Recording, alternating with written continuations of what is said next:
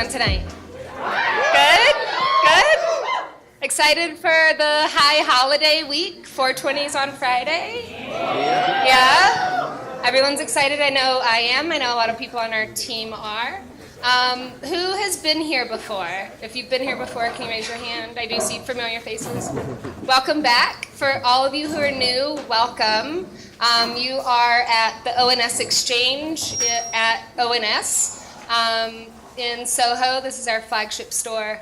We're a vertically integrated menswear brand, and we make really great, affordable, quality clothes that lots of dudes really like. But outside of that, we also see ourselves as a platform for this global creative class that we're also making clothes for. So you can see that in this store by the photography on the walls, the mural that's in the cafe if you were back there, and programs like this panel discussion.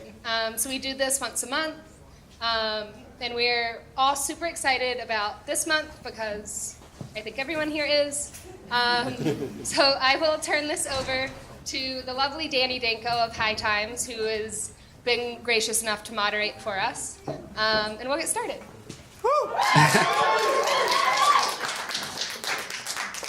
All right, thank you, Mary Ellen, and thank you to O.N.S. Exchange. I'm Danny Danko. I've been with High Times Magazine now for a little over 16 years. Prior to that, I was working in the hemp industry, actually just across the river in Jersey City at Headcase Hemp Hats. We made hemp clothing, and we'll get into that as well when we talk a little bit about CBD. But a lot has changed, obviously, in the last 16 years, or in the last 20 years, even in the last 2 years in this industry. Now they talk about the cannabis space. When I got started in cannabis space, it was like a closet in the back of your your place, and now it's like million-dollar companies, multi-million-dollar companies getting involved, and a lot of the challenges that they face. So we're going to be talking about that, and also I think we should talk about the unique situation that we face here in New York, in the city and in the state, where over 80% of the arrests right outside the door here are Black and Latino people who are being arrested by the NYPD. Completely misrepresentation of the population at large and who consumes cannabis. So there is this huge racial disparity in what's going on. We're going to talk about that. And also we have this unique thing in New York where we can't really vote on referendums. It all has to come up through our legislature. So we'll talk about that as well. But I want to introduce the panel here. To my left is Mona Zhang. I want to have everyone also discuss kind of what they do and how they got into the cannabis industry or community and all of that. So first off, we'll start with Mona Zhang from Word on the Tree. Thanks, Dan. So great to see so many people out tonight. So my name is Mona. I am a journalist. I write about cannabis for Forbes, The Outline, and also cannabis publications like High Times, Cannabis Now. And I used to cover the media and tech industry. My last full-time job was at Adweek, and I decided that I wanted to focus my career on something that I was actually passionate about. And I think as a cannabis consumer, once you start learning about all these stats regarding racially disparate drug arrests and kind of the whole history of prohibition, it really gets you riled up, and it was something that I was really passionate about. So I started Word on the Tree, which is my daily cannabis newsletter, while I was still working and doing it nights and weekends, and eventually I quit that job to freelance full-time on the cannabis beat and also do my newsletter and expand it out into a website. So if you want to check that out, that's at wordonthetree.com. Thank you, Mona. To Mona's left is Dr. Craig Leivent from Flower Power Coffee Company. You guys may have tried their CBD-infused coffee. He's a doctor, a pharmacist, and also has a degree in botany, which is typically the subject matter of my panels and seminars that I do. So, Dr. Craig, tell people a little bit about what you do. So Danny basically said a lot of it. I have a degree in botany, doctorate in pharmacology. Got into this industry About 8 years ago, in the medical aspect, wanting to open a dispensary basically in Connecticut, because that was the closest state at the time where you actually had a medical aspect to the whole thing. It didn't really work out in Connecticut, so I went out west, opened a dispensary out in Oregon under the medical umbrella. That actually went recreational a couple of years ago. So that's just, it has to be in the state. And I still was all, I wanted to get cannabis to the people, and CBD was a way to do it. I don't consume cannabis or smoke THC products. I consume THC just because I'm a pharmacist and I have a day job and I get drug tested and I deal with, I have to, people's lives are at stake. So I'm just consuming CBD, and I wanted to get CBD out to the public. And one of the easiest ways to do it was through a vehicle such as coffee. 80% of the population drinks coffee. It was a great way to do it. About a year ago, met a chef, Leighton Knowles. We decided that coffee and CBD was a great way to get it into the community and into the society. So we started this CBD coffee company, and we're just trying to get CBD into the people's system. We have this whole unique endocannabinoid system running through our body that has been kind of untapped by a lot of people, and just this is a way to get it back to in society, legally, almost in all 50 states. And, that's really it in a nutshell. So that's just something I believe in. All right, we're going to get into the differences between THC and CBD as well in a little while, and even where you get your CBD from, which is very important. To Dr. Craig's left is Keira Duarte. She's the Director of Marketing at Mary Magazine. Keira, can you tell us a little bit about your cannabis industry experience? Yeah, absolutely. So for anyone who is not familiar with Mary Mag, we are an annual print publication. We focus on really celebrating the sophisticated side of cannabis culture. And what does that mean? That's really kind of celebrating folks like everyone in this room, recreational users who are really moving forward in their lives and careers, who are health-driven, who are fashion-forward, who are really kind of driving the conversation outside of the stereotypes that you see in predominant media around recreational smokers. So we really wanted to create, first and foremost, a community, and also kind of celebrate the beauty of cannabis, the plant, what it can do to the body, the culture that it brings, the types of people that we bring together through cannabis. And we do that through our annual publication, which is a coffee table size book. We publish on an annual basis, hopefully a little bit more frequently. For anyone who's purchased one of our books, it's very different than your run-of-the-mill magazine. It's around 40 to 50 pages, and it has beautiful artwork that we source from all over the world. A lot of our contributors come from right here in the US as well as overseas, as far as Israel and Asia. So we really try to elevate the conversation around recreational use, what that new community looks like, really focusing on kind of that 25 plus age range, and how it is evolving as a culture overall. All right, thank you, Keira. To her left, Matt Karnes of Greenwave Advisors. He's coming at this from the financial perspective, investments and things of that nature. So Matt, can you tell us a little bit about yourself? Sure. Well, first of all, I will not admit to when I was introduced to this industry. It was a very long time ago.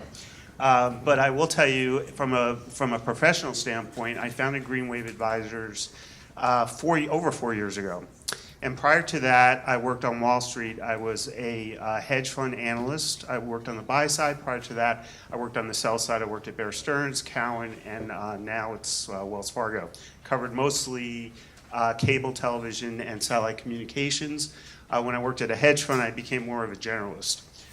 Exposure to many different industries. And prior to that, I'm a CPA. I started my career in public accounting. I worked at Texaco. I've done a lot of things throughout my career. But in 2010, 2008, around that time, when the world was turning upside down and the whole problems with Madoff and the financial crisis, our fund blew up. And so very quickly, our fund shut down. And at the same time, my mom was sick with cancer. She had lung cancer. She opted not to do chemotherapy. She had a surgery, but that was as far as she would go. And so over 4 years, I tended to her, just was there for mostly emotional support.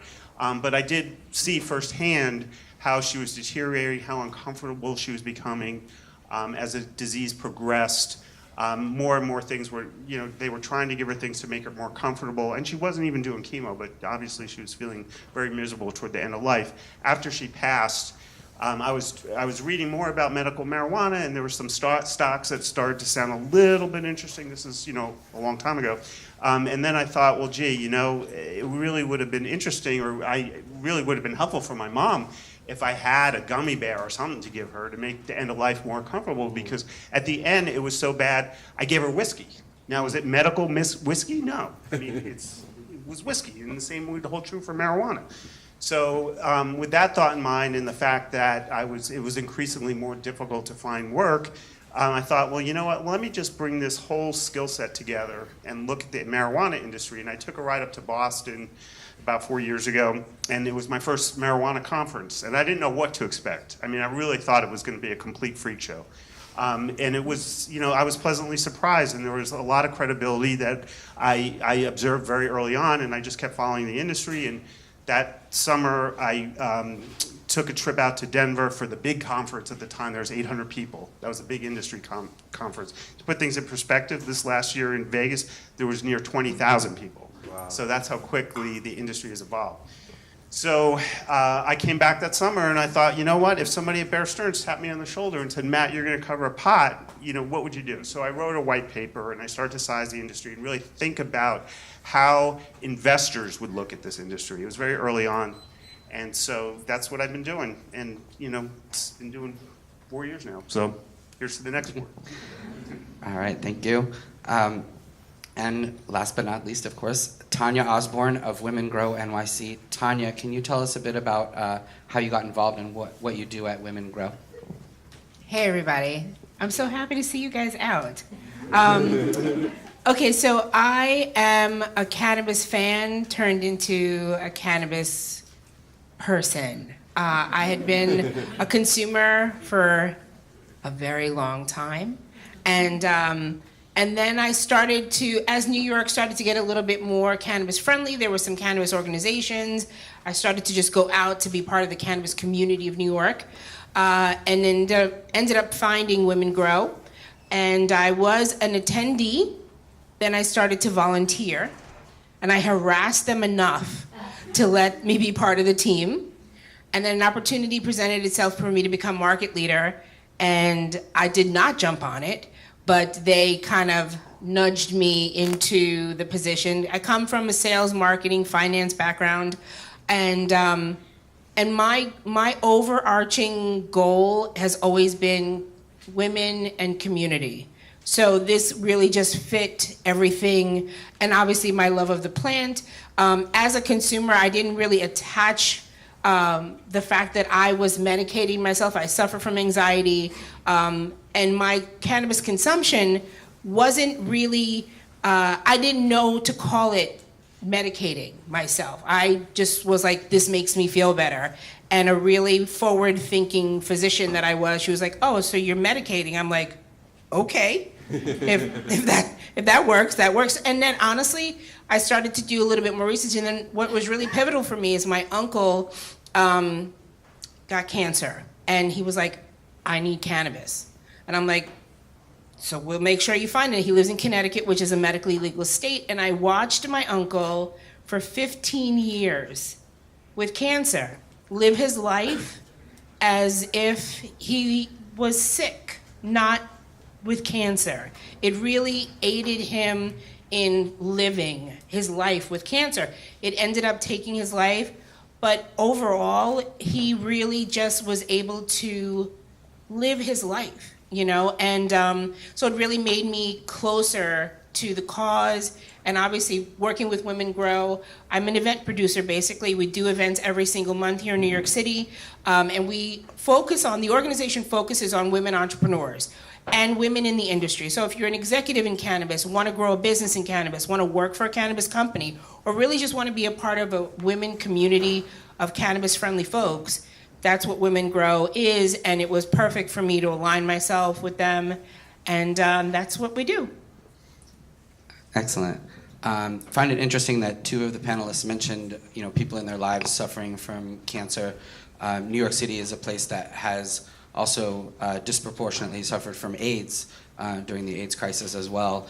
And if there's one thing people know about cannabis, it gives you the munchies. Now, a lot of people like to joke about that, but if you're suffering from nausea and you can't keep food down, munchies are a life-saving thing. And so I thought it'd be interesting to mention that as well.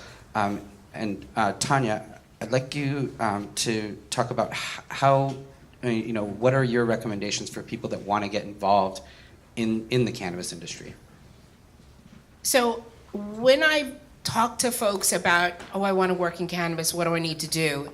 My knee-jerk reaction is, well, what do you do now? Because I don't think you need to reinvent the wheel to work in cannabis. You need just to push your own wheel. As cannabis grows in this state and across the country, they're going to need everything that you do. So if you're in marketing, if you're in sales, if you're an accountant, if you're a finance person, if you are whatever, they're going to need that in cannabis. So it's kind of just to define yourself, maybe align yourself with an organization or a company, intern, or just really express that your desire to work. But like I said, you don't really, in New York State, I've heard many times, I want to open a dispensary. Sorry to burst your bubble. Not happening. Unless you have a few $1 million in your back pocket, and those licenses are already gone in New York State. So find out something that you can do. A lot of folks I meet, are doing a little baking on the side. But we have to also talk about legality when it comes to that. But there are so many companies, the dispensaries are always hiring. I just got a phone call from one of the dispensaries, Etain, which is the New York State dispensary and one of the only women-owned dispensaries in New York State. And she was interviewing for receptionists. I'm like, okay, would you want to work as a receptionist in dispensary? I might, if I was trying to get into the industry just to build connections. I think a great place also is coming to a Women Grow event and meeting some of the wonderful, actually some of our team is here, which I'm excited to see them, and just to kind of mingle and mix with people and just share your interest in wanting to be in the space. That's great advice. I always tell people too, when I first started at High Times, I really just wanted to get my foot in the door. I answered the phone, I broke down boxes, I helped them move from one location to another. I really just wanted to get my foot in the door and be a part of it. And then as positions opened up, I tell people, my advice to them is make someone else's job easier. and you'll find very quickly that you'll rise up in there. Now, Matt, you have the unique perspective from the investment side. And here, I want to mention something here because most people think of this as like this big green rush, and everyone's just Greenwave. Greenwave is your company, but they talk about this green rush and how marijuana is the new cell phones. Everyone's making millions of dollars, and you just jump in the industry, and suddenly you're rich. And my experience from all of the grows that I've visited, the dispensaries that I visited, is that's not the case. A lot of people are losing money. A lot of people have investors that they need to pay back, and they don't quite know how they're going to do it. And they also base their business model on prohibition-based pricing. So they thought they would get in this industry and they'd be selling, a $350 ounce to people. And, in some states, you're talking about $50 ounces in Oregon and things like that. And if you based your business model on that pricing, you're going to be deep in the hole when your $5 million investment has to be paid back. On top of that, there's spider mites and powdery mildew and all kinds of things that can happen when you're a producer. What's your advice for people as far as business ownership in the cannabis world and all of that? So it really depends, right? So the industry is basically bifurcated into plant-touching businesses and those that we consider ancillary businesses. So the plant-touching businesses are what you describe, where people are basing their business models on pricing that's not realistic. One thing that I oftentimes see is folks are not considering the tax burden that these plant businesses are faced with, plant-touching businesses. And so what 280E, it's a code with the IRS, and it's kind of fitting to talk about this today, being that it's tax day. But basically, without boring everybody, 280E basically says if you're a drug dealer, you have to declare your revenues, which, yeah, they're all doing that right now, I'm sure. And then you cannot take normal operating expenses off of your income. You could deduct cost of sales. So if you're a dispensary owner, for example, you could write off the cost of your flower and your product, but you cannot take the expenses related to the normal operations of the business. So therefore, the effective tax rate is, in some instances, north of 60%. So number one, that puts a lot of pressure on your cash flow, which people are not factoring into their business models. And so this is one of the problems, coupled with the unrealistic pricing, coupled with other added costs such as testing and so forth, electricity costs, the list goes on and on and on. Those are the folks that have kind of stepped into the fray early on. I think now the folks that are coming on board are a lot more sophisticated, generally speaking. There's definitely best practices that businesses have learned from.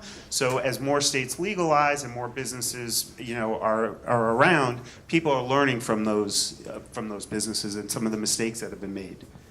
So that's one thing. It's also very interesting, how the dynamics of state licensing is unfolding. Early on, for example, in New York State, they issued just a limited number of licenses. Those valuations were huge. It's really a call option for when the state goes recreational. So it was like north of $25 million all in. The medical market in New York State is very, very restrictive. They're gradually, loosening those restrictions, but these guys aren't making any money. I mean, these are very smart guys, very well thought out business plans, but their bet is that New York will go rec.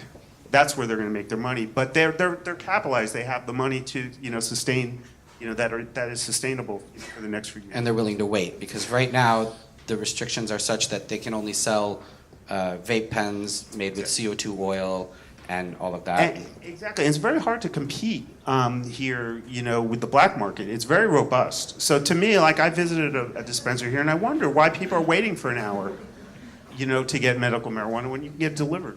Right. Just being realistic. Absolutely. and there's also the banking issue of federal laws about banking and banks not wanting to really touch the companies that are touching the plant. Yeah, so that's another major sticking point. So basically under FinCEN, which is part of the Treasury Department, they a few years ago came out and said, okay, we're really not into laundering money, banks, so you can't really, we'll kind of let you go through, a normal banking protocol if you ensure that the Cole memo, there's compliance with the Cole memo, which is the Department of Justice guidance. The banks have said, okay, so technically it is legal, under certain parameters, but the banks aren't willing to take the risk because the banks have to ensure that their customer is in full compliance with this now defunct Cole memo. So most of the banks are saying we don't want the risk, and they're not taking on any banking clients, which is very problematic, particularly now in California, where we have a $7 billion market with just basically cash. Absolutely.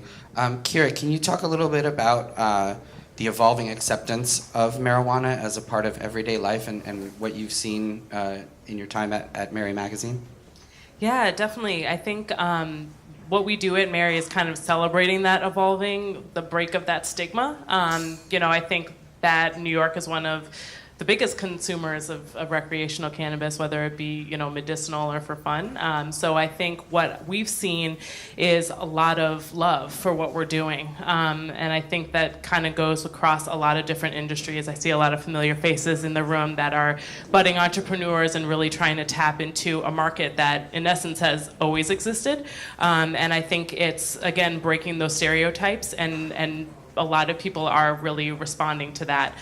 So I think with what we've been seeing recently is that there isn't just one type of cannabis user. There's a ton of different types of cannabis users, and with that is a lot of business opportunities and ways to get involved with your community within those different niche audiences. So, Mary Mag likes to focus on a particular niche audience, but High Times may focus on another, or, there may be brands that may be focusing on others. So I think that there's a lot of opportunity to get involved and a lot of really willing, excited participants to support your growing business.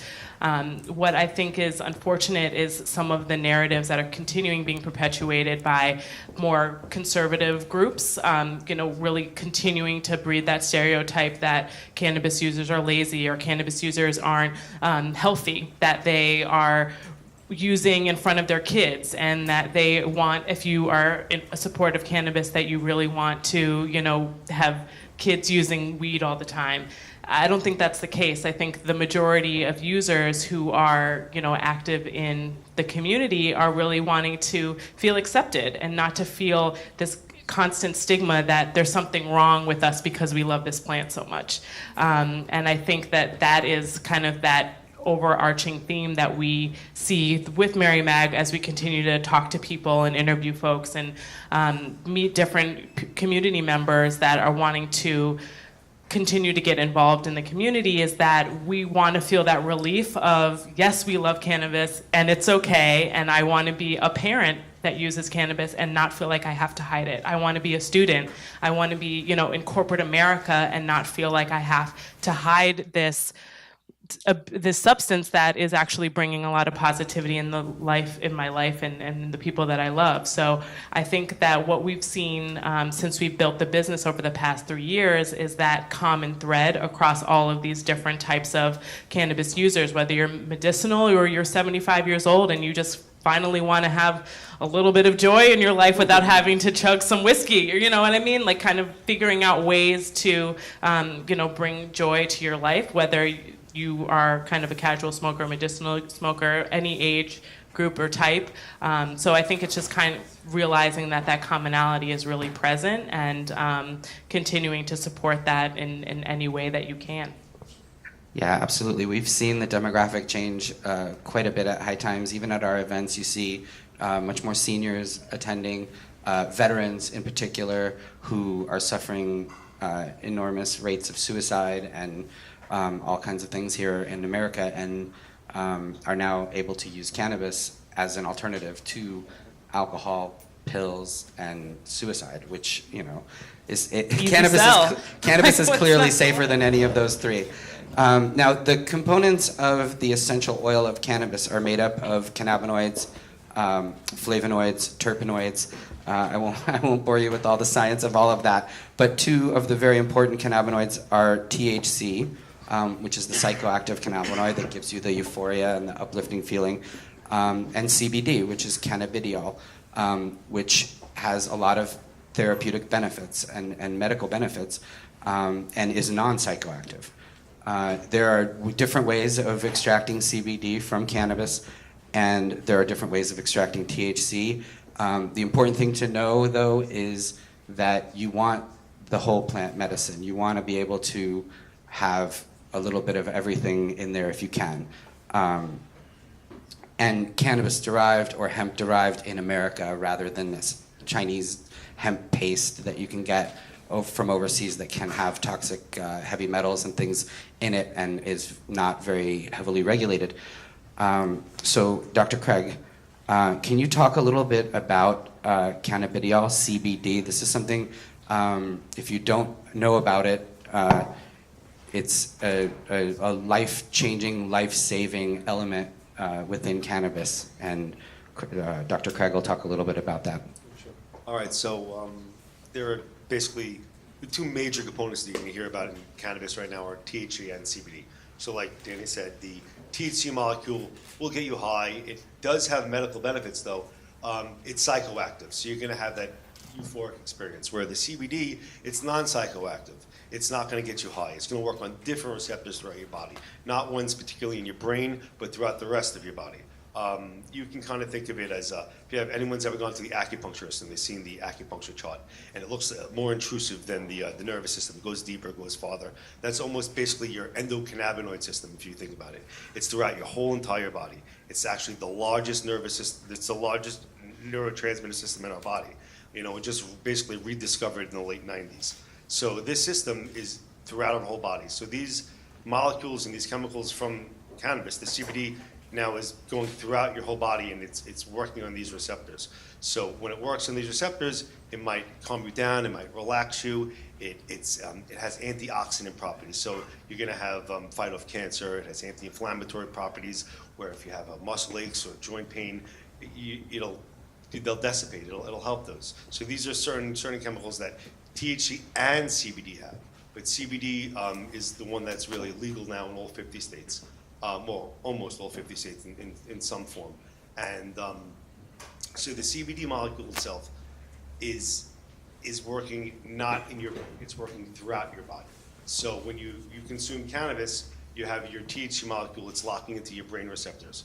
And then you have small amounts of CBD are working throughout the rest of your body. So you'll have some other effects, but the larger the CBD content in that cannabis, it's going to actually modulate that THC to get off those receptors, and it's going to bring it throughout your body, and you get more of those medical effects from the THC. So that's why you see a lot of one-to-one ratios with THC or CBD in some of these legal states, so you're not going to get completely high and then crash. You'll have a nice mellow, maintained high because of that ratio.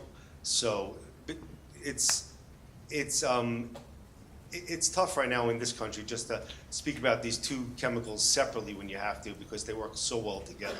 That's the real biggest issue. But CBD is something that we want to bring into everyone's life, just because of these properties, because it has these antioxidant properties. It has these neuroprotective properties that are going to help protect your brain. It helps Alzheimer's patients and Parkinson's patients. Like, there are some studies coming to Israel right now that it's demyelinating the plaques in the brain that are causing Alzheimer's. Like, we can't give this to the aging population because it's illegal in America, but I mean, it's shown to be effective and working. So we just really need to get it out and let people know what you're all here doing, that there are multiple medical benefits from this product and this plant that need to be expressed, and we all need to get out, volunteer, let people know that, this plant shouldn't be a Schedule I drug at all. It shouldn't even be a scheduled drug. It should be deschedulized, not reschedulized, because if we reschedulized this plant, only pharmacies is going to, only big pharma is going to be able to touch it.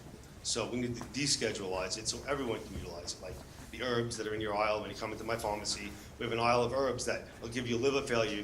It can shut down your kidney. You'll become nauseous. You'll vomit. But I can't give anyone basically a CBD or THC product that has almost no toxic effects. So it's pretty tough.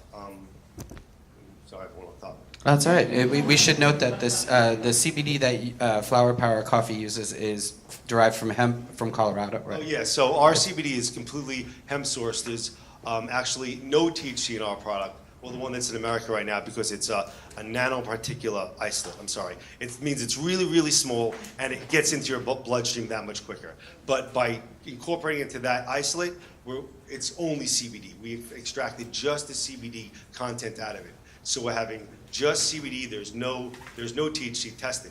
All of our products are tested by our CBD is tested. Then it's independently tested by another lab after we make our product.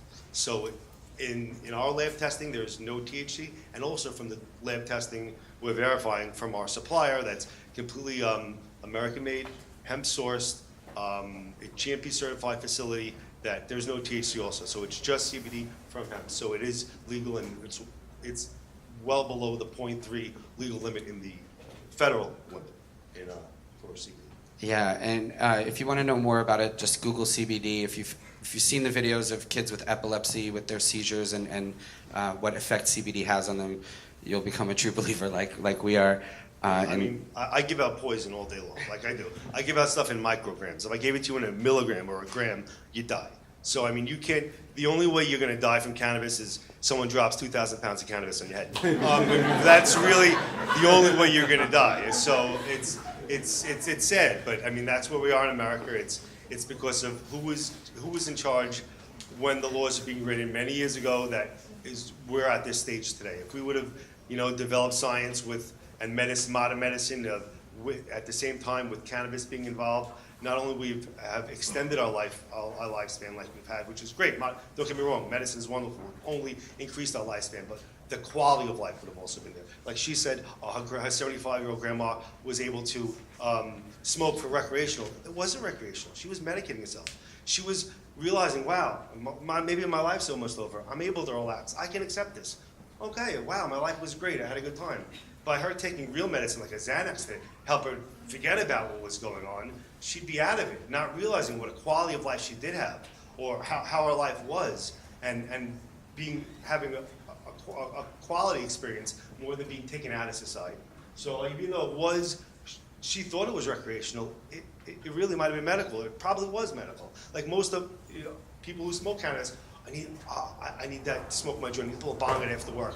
Yeah, you want to do that because you don't want to go and do 10 shots and not be able to do anything the rest of the night. I mean, doing shots is great. Again, I'm just saying it's medicine. It really is medicine. So. Yeah, and as the late great Dennis Peron said, all use is medicinal. Really, I mean, if you think about it, if it's for your own health and wellness, it's medical, and if it makes you feel better, that's great. And as the late great Jack Herer said, you can actually add years to your life by replacing alcohol, opiates, even caffeine and sugar with cannabis. So keep that in mind. I want to remind you guys to definitely subscribe to Mona Zhang's newsletter, Word on the Tree, and check out her website. Her newsletter is a daily newsletter. If you want to know what's going on in cannabis, nationally, locally, internationally, she's got the scoop on all of that. But I want to talk to you more about what's going on locally. Recently, gubernatorial candidate Cynthia Nixon came out pretty strong in the paint for legalizing cannabis for recreational use in New York. The new governor of New Jersey, Philip Murphy, is also very gung-ho about legalizing recreational cannabis in New Jersey. And I want to get some of your thoughts. I know, shortly after Ms. Nixon came out with her statements about cannabis, our Governor Cuomo also came out to sort of say, well, we're going to do some studies and things. Do you consider that lip service, or do you think that we're due for some changes here in New York State? I think we're definitely due for some changes. I think there's some great things happening in the state legislature. There are recreational bills that have been introduced. As far as Cuomo is concerned, I am kind of pessimistic about him just because he has been such a staunch opponent to cannabis, medical and otherwise, throughout his whole political career. Now, I think it's like a really amazing thing that Cynthia Nixon and people like Phil Murphy are pushing him more to be liberal on this issue. What I fear about Cuomo is what happened with the medical marijuana program here in New York, which, the sponsors of the medical marijuana bill in New York, they wrote a really great piece of legislation, and they had the votes needed to pass it. And then Cuomo basically single-handedly gutted the bill and said, I will veto this bill even if you have the votes unless you make X, Y, and Z changes. So the original bill had flour in it. The original bill didn't have this really restrictive qualifying conditions list. And he basically turned it into the program we have today, where there are 10 medical marijuana companies and a very restrictive qualifying conditions list, and no flour, just a vape pen at one of these dispensaries is like $180, and you can get that on the black market for like $40. So that's what we ended up with, and Cuomo can pat himself on the back and take a photo op with like a kid with epilepsy being like, hey, I signed medical marijuana legislation. So I'm hopeful that Cuomo is getting pushed more on this issue. And I think the bills that are currently introduced, especially there's one bill in the legislature that has micro-licensing, and that's a really great piece of legislation. I'm hoping that he doesn't, gut the legislation like he did with medical marijuana. Yeah, people think of New York as, this blue state and all of that. And I think a lot of that has to do with the city for the most part, because when you go upstate and you see that, you know, a lot of these towns have gone from, you know, manufacturing towns to prison towns. And what they are now is, you know, places where people are shipped from the city to fill cells, and the prison guard unions in those areas are very strong. And we have a Republican House of Representatives up there in Albany, and that's really who's standing in the way of any progress, even if Cuomo wanted to have any progress. I think, but on an even more local level, New York City is the pot arrest capital of the world. Of the world. It used to be about 50,000 arrests a year. It's down to maybe 20 to 25 now, since de Blasio took office. What do you think we can do to change the fact that we're a pot arrest capital of the world, and yet we're this, you know, supposed liberal bastion of America? Yeah, I think this is where advocacy is really important. I think a lot of people have this impression that the cannabis fight has already been won, and we've definitely made like all these great gains in recent years, but you know, we're like here, we're still the pot arrest capital of the world. And even in places like Colorado, it's like marijuana arrests, although they have decreased substantially, there's still a racial disparity, you know? It's still illegal to smoke weed in public. It's still illegal to smoke weed if you're a minor. And black and brown kids get arrested more for that than white kids now. Like the racial disparity is even worse after legalization. So I think that going forward, people just have to be really mindful and, you know, focusing on the social justice issues, which I think, you know, there's a lot of talk about how it's going to be such a big industry and it's such a great opportunity, but we can't forget the fact that like there are literally people who are in prison serving life in prison for like a nonviolent marijuana offense, and we can't forget about those people, and we can't forget to advocate for them. Absolutely. I think we have sort of a three-pronged fight ahead of us, and I think one of those things is the release of the nonviolent prisoners. That's one prong. Also, the ability to grow your own. I think it's really important. A lot of people fear this corporate takeover. You know, Monsanto and Marlboro and all these companies are getting involved. What do we do to combat that? Well, there's not that much you can do because they're coming. Like, they're in. Scott's Miracle Grow is buying cannabis companies. It's happening. So. But me personally, I'm not going to buy my cannabis from Marlboro or Monsanto. So what that second prong of that fight is to make sure that we have the right to grow our own, or have co-ops or some kind of community gardens and that sort of thing where we can create. Because as you know, from the cultivation side, I know that once you have these 800,000 square foot facilities, quality suffers, and you just can't create the kind of product in those type of facilities that you can in a smaller facility. And the sustainability factor and the carbon footprint of these places is tremendous. I mean, huge. The lighting, the HVAC systems, all the technology that they use to grow indoors does not need to be happening on that level. These can be greenhouses and outdoor grows, especially now that they're producing so many concentrates from the product. And then the third part of the fight is social use. I think we need places where we can get together and consume cannabis safely, share it with our friends, and that sort of thing. Because for the people like the seniors and the veterans that we talked about, you know, the social use is such a big part of it. I mean, even just passing a joint around a circle, you could be all from different countries and from different places in the world, and this unifying thing, you know, is happening there, and so it does bring people together. So I think, you know, we definitely need to consider social use as well. Yeah, I mean, social use is a big one, especially for people living. DCMJ just did a big protest in front of the what is Ben Carson's agency called? HUD. HUD, yeah. Yeah. They did like a smoke out in front of HUD, and basically they were protesting the lack of social use in DC because adult use is legal, but if you live in subsidized housing, you could lose your housing over cannabis, even though it's legal for someone else to smoke cannabis in their own home. So that's a really key point. I mean, also the racial disparities in arrests for like public smoking, you know? If you live in a place where your landlord doesn't allow it, where are you supposed to go? Yeah, I mean, people are still being raided. People are still losing college loans. They're still actually losing their place on transplant lists for organ transplants. It's pretty outrageous, you know, what's still going on. And so as we're seeing everything going towards the legal side, we're also seeing that there's a huge gray area in the middle of people who are being left behind and people who are still suffering under prohibition, even in places where prohibition is ostensibly over. And if you could pass it down to Tanya as well, maybe you could speak on that as well about, like, you know, what we can do as a community and an industry to ensure that, you know, the people who are being disenfranchised can be a part of the future of this industry.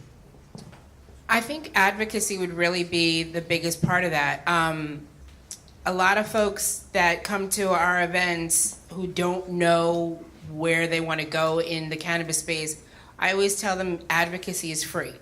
You don't really need to do or have this large seed money to advocate for the plant. And as a consumer, we really need to be advocating. If you want to see this platform where we can consume and not worry about being arrested, or you're going to a party and are worried about, you know, is your landlord gonna worry about your consuming? There are a lot of organizations here that have presence in New York State, Drug Policy Alliance, Marijuana Policy Project, that are doing that are doing really great things. So align yourself with an agency that suits you, because they all have different SKUs on how they're looking at legislation. So you kind of have to find the one that speaks to your heart and align yourself with them and go lobby, do extra work. Get signatures if they need signatures. Take a trip upstate to go talk to people who are these change makers. And that, I think, is the best way to start. Matt, what do you see as some of the current industry trends as far as, you know, from the finance side? Obviously, I would say vape pen cartridges is like a massive growth industry. Oh, yeah. Yeah. So basically, on a high level, the consumer is shifting away from flower into infused products. So right now, flower comprises about, I'd say, 45 to 50% of the retail sales, but that's slowly ticking downwards.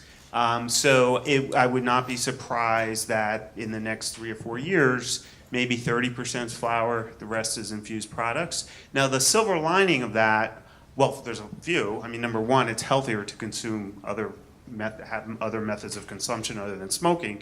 But as we were talking about the cost of flower coming down, that's the raw material for the infused products. So there's significant opportunity for margin expansion for those products, because as the price of flower comes down, it's like a spot market at the retail level. When you buy flower, the flower is going to drop as the wholesale price drops, generally speaking. But the price point of those infused products, the vapes, the edibles, they maintain their pricing. So the cost to make that is less, so therefore it's more profitable.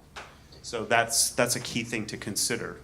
Yeah, interestingly enough, I've seen that the price of trim is in Nevada is going up while the price of flower goes down because people need the trim to make the concentrates. They used to throw trim away. Yeah. It used to be scrapped, and now it's right. $500-$600 a pound. Yeah, and it goes to show the changes. I mean, we used to breed CBD out of cannabis because it was undesirable, and we didn't even consider it as, you know, medicinal. It was just stuff that didn't get you high.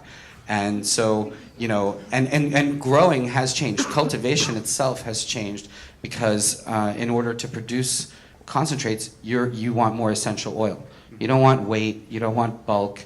So, you know, the use of CO2 to get these big buds, the use of, you know, indica dominant strains to have like bag appeal is no longer important. You want concentrate makers want, surface area. They want a wispier flower so that so their solvent can get through it and strip off the essential oil, which, is so interesting to me that how much that's changed. And, we'll talk to Craig about this because, 15, 16 years ago, the only cannabis-infused food was pot brownies, as far as I knew. And now, you have a wide variety, including coffee, gummies, and all these other things. What do you see as the sort of the future of cannabis-infused products, from your perspective as a pharmacist and botanist? More so, like you said, it's going to be mainstream. You'll see it in a lot more products. Sodas, chocolates, like you see gummies, but you'll see it in sprays and inhalers. There are many ways now to incorporate all these extracts that they have.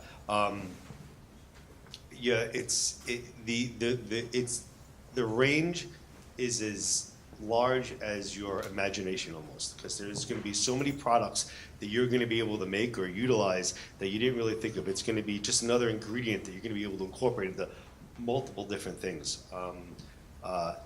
In my store, for instance, like we were predominantly flower based, and then over a couple of years, I started noticing that a lot more of the concentrates are being sold, the shatter or the oils, and now, like Matt was saying, the ratio has gone down to like 80 to 90% flower to 50-50, and people are coming and requesting more of these concentrates and more of these edibles. So especially with the quality of the extracts coming now. So now you have an extract that has no flavor to it, or almost no taste. That's not that it won't mask a flavor that you're trying to bring out of a product.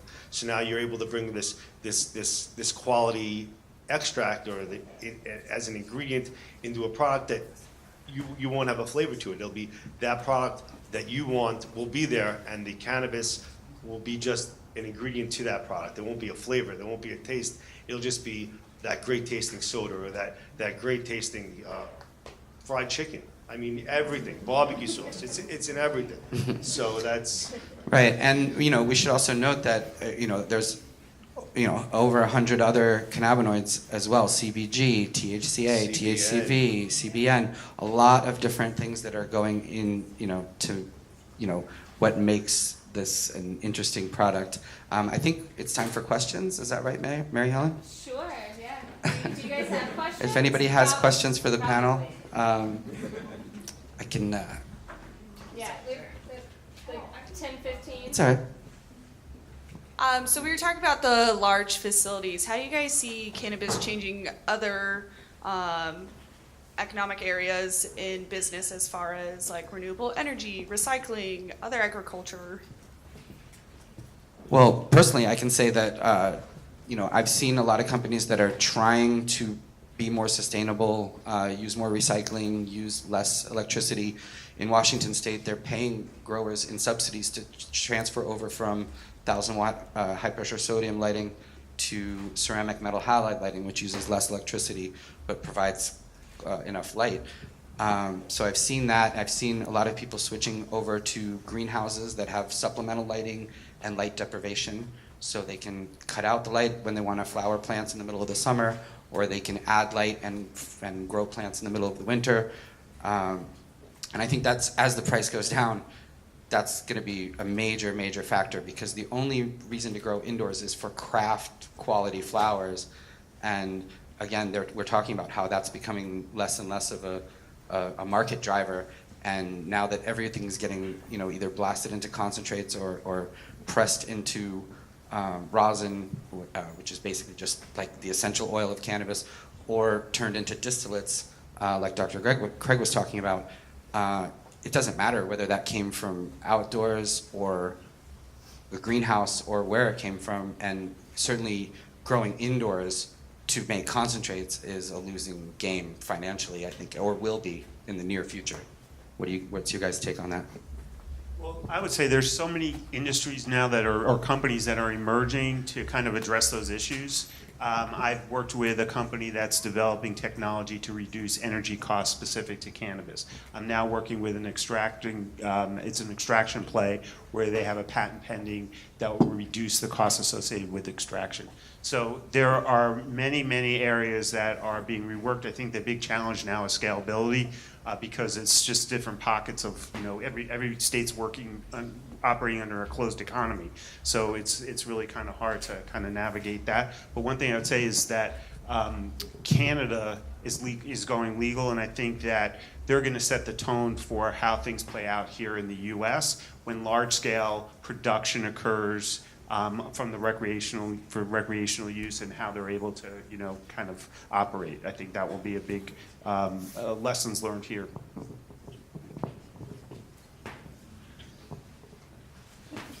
Any other questions? Back there?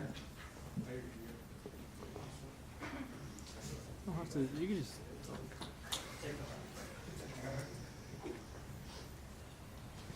He's gonna need the mic back.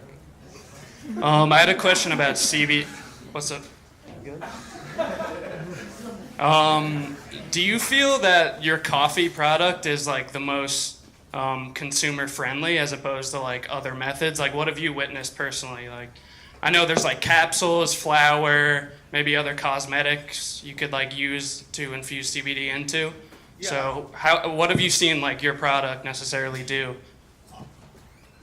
Well, we chose CBD just because a large population, a large part of society drinks coffee. And we chose coffee to infuse with our CBD. There are multiple other ways you can get your CBD into your system, but everyone, if you're not going to leave your house without your cup of coffee. You might forget your vitamins, you might forget your medicine, you might forget your keys, your wallet, kissing your wife. That cup of coffee in the morning, I mean, you're not leaving the house without your cup of coffee. So that was one of our major issues, one of our major contributors was that, that coffee, that necessity to your life, well, mine at least, in the morning. I have 3 kids at home, and that coffee is essential. So, I mean, that was our main reason for it, was to get a large range of people would be able to consume our product in an easy way. More so than we could have made. I could have made capsules, Dr. Leivent's capsules, great. But there are a lot of ways to do it, and this was a unique way, especially how it gets into your system. And I'm a coffee lover, and just to incorporate, this quality product and it's basically medicine into it was, that's why we chose the coffee. All right, we have a question over here. Hello. I have a friend that's heavily into the hemp community in Los Angeles. He helped start like a hemp museum downtown LA. He sent me a care package recently, thank him. And it had some THCV in there. Could anybody explain what that is? I heard it was an appetite suppressant, and maybe you could give more knowledge on that to me? Thank you. Yeah. THCV? Yeah. All right. So it's one of the lesser concentrated components of cannabis. So there's not a lot of it in the plant itself. So you really almost have to either extract that THCV out, which you need a large amount of cannabis, or actually start growing out strains for that THCV. So that's really it. So it's just another cannabinoid that's there, like CBN, which is which is a conversion from THC. It converts to CBN if you leave it out, and CBN makes you go to sleep. So you have a friend that says, oh, I had that bag of weed in the drawer for the last 8 months. I smoked it just put me to sleep. Yeah, because all that THC was converted to CBN, and that was actually, it could have been used as medicine. It's great for people with insomnia to help them get to sleep. So that's another. So THCV, it's been used as an appetite suppressant. It's also been shown for the glycemic control of the body, which is great for diabetics. So it's just another way that cannabis can be used, especially diabetes. It's such a big problem right now, especially in America. We've become sedentary. We're always eating fast food. Foods are made for us now. We're buying packaged everything, and we're just becoming a larger population, and it's another way to help regulate the body can be through cannabis, to keep us maintained and to decrease our weight and have us have that nice, even glycemic control. So, multiple different quality camera that we're just starting to now realize and see what they are, because studies haven't been able to be done, or they were done in China or Iran, which are doing almost all of the research of the last 30 years, and we can't, they're communist countries, or then we can't even get the information that they probably have already. They have a plethora of knowledge that's not even on our disposal, and we've been neglected and just now starting to scratch the surface of what we can really get with it. Yeah, there is a lot of potential in this plant that we haven't yet discovered in all these cannabinoids and flavonoids and terpenoids and all of that, and how they interact with each other and what the ratios between them are is really the difference. I mean, honestly, I've tried pure THC, just pure, and it's pretty boring. It's on its own, it's not that interesting or exciting, and it's only in conjunction with all these other things that you get, uplifting sativa stimulation or couch lock indica sort of body relaxation. All of that happens because of the interaction of all these things.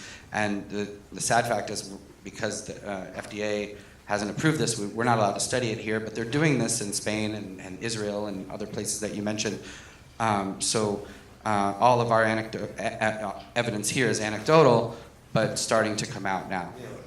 In Israel right now, 80% of the companies studying cannabis are American-owned, because they can't study it here. So they do phase 1 and phase 2 trials in Israel, and they bring it here for phase 3 because it's cost-effective. But it's just, that's how what's going on right now. We're not even able to study it in our own country. It's mind-blowing. Yeah, and actually, Mona, maybe you could touch on, just this sort of corporatization and pharmaceuticalization of cannabis. We recently just heard that John Boehner, the former Speaker of the House, is now on the board of Acreage, which is a huge cannabis real estate company. William Weld as well. So these are Republicans who are coming out.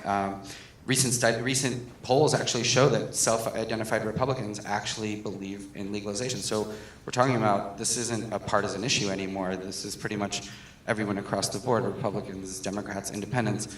Can you talk a little bit about that? Yeah, actually, I was pretty surprised when I learned that Acreage is advocating for descheduling over rescheduling, because I'm thinking, a cannabis company that is getting John Boehner on board is probably going to go the more pharma route.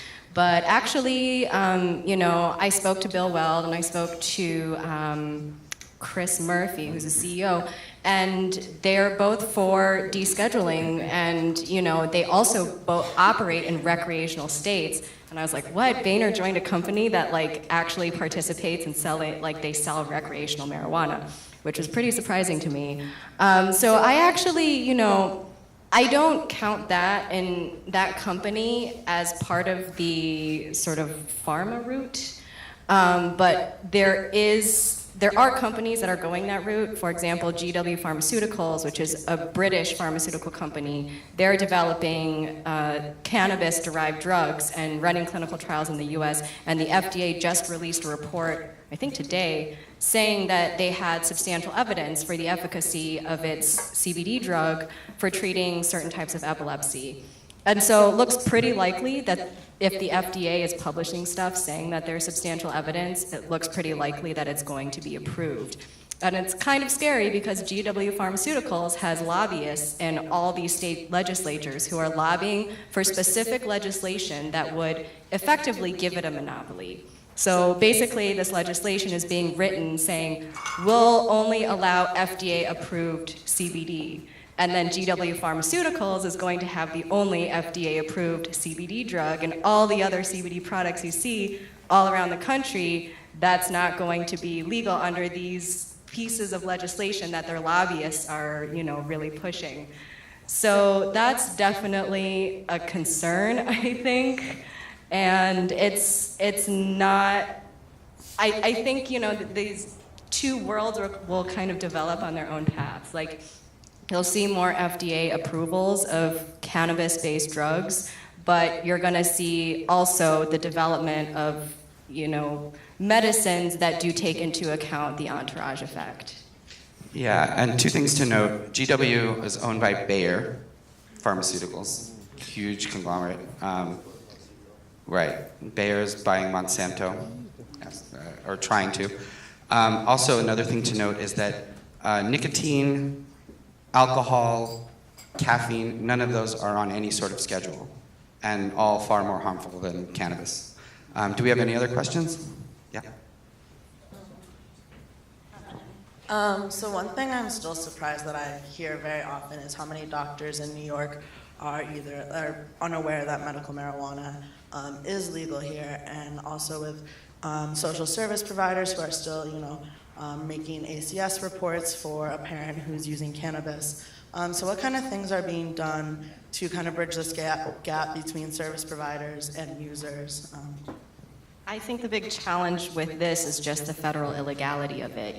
I've heard from doctors who are certified to recommend medical marijuana in New York that they have a lot of colleagues who want to recommend it, but they can't because the higher ups in their hospitals won't allow them. So I don't think that's a problem that's going to be fixed until we have some sort of federal reform. Because people who are running these big hospitals, don't want to take that risk. With regards to the ACS thing, I mean, this is a huge issue, and I'm writing something right now on this, and it's really frustrating because even in Massachusetts, it's DCS in Massachusetts, which is the equivalent of CPS. They are the first state to write in their legalization law that you cannot remove a child from the house for the reason of marijuana use or possession by the parents. Even though this was written into the law, DCS is still doing it because they don't even know the law. And so they're getting attorneys coming to them being like, you can't do this. And then DCS is being like, it wasn't for marijuana, and just coming up with another reason for why they took a child away from its parents. And this is a terrible issue because you're seeing, again, this divergence where you hear a lot of parents saying, oh, pot is great and helps my parenting. Meanwhile, overwhelmingly poor and generally people of color risk getting their kids taken away from them for this. So it's also this double standard that doesn't get fixed by legalization, and it's something that everybody in the community has to be aware of and advocate for, because it's not enough just to change the law. One thing I would just add real quick is that we did an analysis and we looked at the number of licensed practitioners in each state where marijuana is legal, and then we looked at how many doctors have actually registered for those marijuana programs. And not surprising, that percentage is very, very low. It's somewhere around 2%. So that's one of the other bottlenecks and the challenges that the medical marijuana is faced with. The market is the fact that doctors aren't really all on board. It's getting better, the progression is getting better, but still it's a challenge. Tanya? So as far as the, I don't know too much about social worker CPS stuff, but what I do know from a perspective of a woman of color and a mom, my vantage point is a little different than some of my counterparts, because I'm raising a young black son. So I have to have a different conversation with him than someone else might have to. And that is frustrating, but reality. So it's just, we're actually doing, our next event is about Cannabis Moms, and one of the moms who's on our panel who has a patient in the program has also, because we're in the community, has counterparts that really can be out and flourishing with their consumption in the planet, and she has to be very, very careful. Because her child's in the cannabis program, which is a weird caveat because even though her son is a registered participant in the medical marijuana program of New York, he can't have his medicine delivered to him at school, meaning that the school nurse cannot provide the child's medicine. She has to leave work to drive to school to give her child his little CBD gummy, because he's an epileptic patient, and then go back to work. And it's the system is not really, there's a lot that needs to be done. This legislation, when we get it in New York, has to be so strong and can't just be, you people that are kind of knee-jerk, just legalize it already. We can't, because someone said it up here before, imagine you're sitting in prison for possession and dude down the road is making $1 million selling pants. From sitting in that place, I can't even imagine what that must be like. So when we talk about legislation, it has to be everything. If you live in public housing in New York City, smoking cannabis is not legal. You can lose your home. They are I follow a sect of women that are doulas, women of color that are doulas in the state, in New York City rather, and they are drug testing babies to see if they can take the child out of the home. Because if the mom has been consuming during her pregnancy, the child will have traces of THC in their system. Now that mom could have been consuming because she couldn't eat during her first trimester and needed a drag or two so that she didn't lose weight and risk her pregnancy. But now if that baby tests positively, that baby comes out of the household. So there's so many conversations that really need to happen. This legalization is more than just the ability to consume. We're talking about people's lives here, and lives of children, and families being disrupted and broken, and we just have to have a really, really big conversation. Legalization in New York State is not as cookie cutter. We are not Colorado. I went to Colorado for a Women Grow Summit in 2016, and I said to my cab driver, I'm like, where are you hiding all the black people? He was like, oh, they're in Aurora, which is not Denver. And I'm like, okay. So we are not Colorado. We don't have the same challenges. Colorado doesn't have the same variety as we do in New York. So our conversation is different. That's why I think New Jersey governor pulled back his, I want to have cannabis legal in 100 days. And then people that are working in the scene are like, dude, pump your brakes. Because we have people in prison. You know, California is doing things a little better. They're doing expunging. They're doing really great stuff. They have multiple points of entry. So if you wanted to start a cannabis company and you didn't have $18 gajillion, you actually have a point of entry.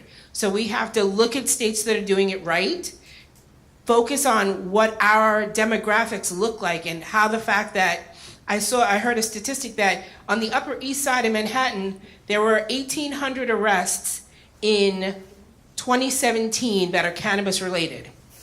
In Harlem, there were like 18,000. It was like the numbers were crazy. So this is bigger than legalization, just let's do it. It's way bigger than that.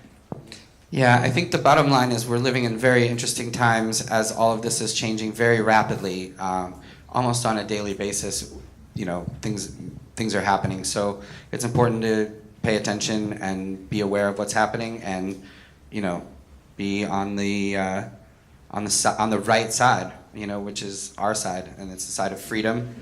It's the side of, you know, people being able to medicate any way they want to and not having to fear losing their jobs or their homes or their children or their livelihoods or anything else. So thank you very much. I'm going to pass it over to Mary Helen. Yeah, round of applause for all of these guys. Thanks to everyone who came out tonight. This was a wonderful discussion, I thought. I would personally like to hear it continue. If any of you would like to talk about this more or get in touch with anyone, you can come find me after and I can help point you in the right direction. Or if these guys are still around, you can ask them also. We have a couple of desserts and a little bit of that CBD coffee cocktail left. You guys really liked that, I think. So if you want to hang out for a little bit, feel free.